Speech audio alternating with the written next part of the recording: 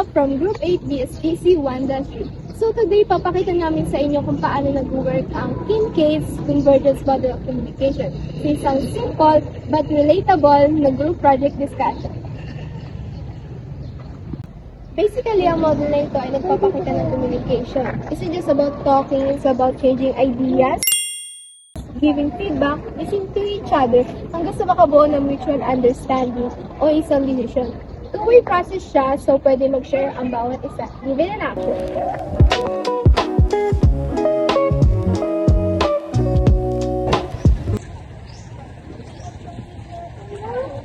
Nagutom na ako! Grabe, parang deserve natin mag-Jollibee ngayon. Yes. Oo, natapos na ng intro. Yes, sobrang na. Yeah. Guys, may binigay si ma'am na project about creating community awareness campaign. Ano ka magandang topic? Ano yan? Yung topic natin kanina? Ay, oo, yun. I think environmental cleanliness yung magandang topic for that one. Kasi as we all know, lahat naman tayo affected ng environmental cleanliness. True, pero what if dagdagan natin ng proper waste segregation para malaman ng mga tao kung paano mag-manage ng basura ng tama? Ay, oo nga. Pwede natin pagsamahin. So, ang magiging campaign natin is keeping the community clean through proper waste segregation. Love a great suggestion. Ano kayo magandang activities or magandang pwedeng gawin natin? I think pwede tayong gumawa ng posters or pwede tayong magawa ng social media campaigns para ma-inform lahat. Then, mag-organize din tayo ng cleanup drive. Diba? And invite natin mga classmates natin para maraming makasali. And then, to everyone idea na nagko-contribute tayo at para ma-improve yung project natin. So, final na ba? Clean community through proper waste segregation yung napili nating topic. Yes, maganda. Then, yung activities natin are poster making, social media awareness, and cleanup drive. Yes, perfect. Hati-hati tayo ng tasking responsibilities. Then, we reach one goal because we listen to another because we work together. Ang dami na, nagutom na ako, guys. Jollibee, go! No, dito ko kaya. The next day.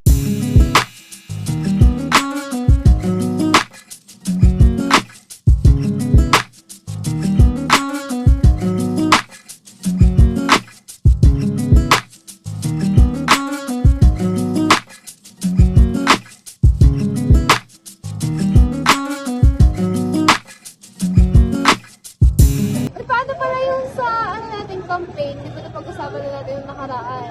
Yung nag-usisimula. Tara, lipat lang. Guys, since tapos naman na tayo mag-isip ng topic sa activities, I think ako na lang mag-handle sa social media campaign since party ko naman siya. Wait lang, bakit ito? Kasi diba, alam niyo naman na I really enjoy moving ng Pabma. So, I think ako na, kasi ako naman yung barbar na siya. Pero gusto ko rin sana yun kasi I like writing captions. Kasi gusto mo rin gumawa ng layout. Di ba lagi naman kasi ako yung gumagawa? So, Ano ba? Kaya gusto ko naman sana ito naman tayo. Guys, relax. Bago tayo mag-decide, makikita muna natin yung site na maulisa. Okay, so, gusto ko yung editing na matuto sa akin kasi alam niyo naman na confident ako sa pag-edit sa paggawa ng tab. At saka, gusto ko lang naman kasi talagang mag-maayos yung output natin. Ayoko lang puti-puti yung output. Gets ko naman, pero gusto ko rin itong gawin kasi gusto kong ma-improve yung design skills ko. Kung hindi ako mabibigyan ng chance, paano ako matututo? ako naman, I'm more into writing. Gusto kong gumawa ng captions na makaka-relate talaga yung audience. Lahat naman ng research mo ay valid. Guys, hindi ko naman gusto ko ako or ako yung gumawa lahat. Gusto ko lang talaga mapaganda yung output natin at saka makatulong sa project mo. Kasi hindi rin naman ako nakikipag-approach. Gusto ko lang talagang magkaroon ng chance. Wait, bakit na natin iniisip na isang tao lang yung pwedeng gumawa ng campaign? Oo, isipin nyo, may graphics, may layout, may caption, may posters pa. Hindi naman tayo ng isang tao. Oo nga, no?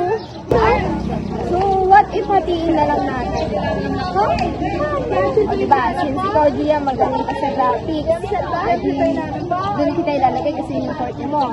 And then si Bea naman is sa layout para ma-practice din yung pagiging creativity niya. And then kay Dayan naman is sa caption kasi nga magaling siya magsulat. And ako naman sa coordination na and sa pag-combine ng lahat. Teamwork talaga. Tapos magiging creative yung output kasi may ang maganda. Di ba? Agree ako doon. Yun na lang tayo dahil game. Ice cream trick. Oo, kasi magsaka ko siya, ma.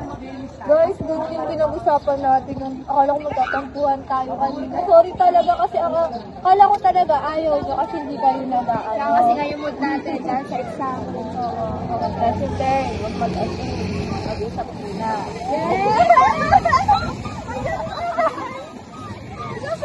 So, ayun na nga, ay example ng case convergence model.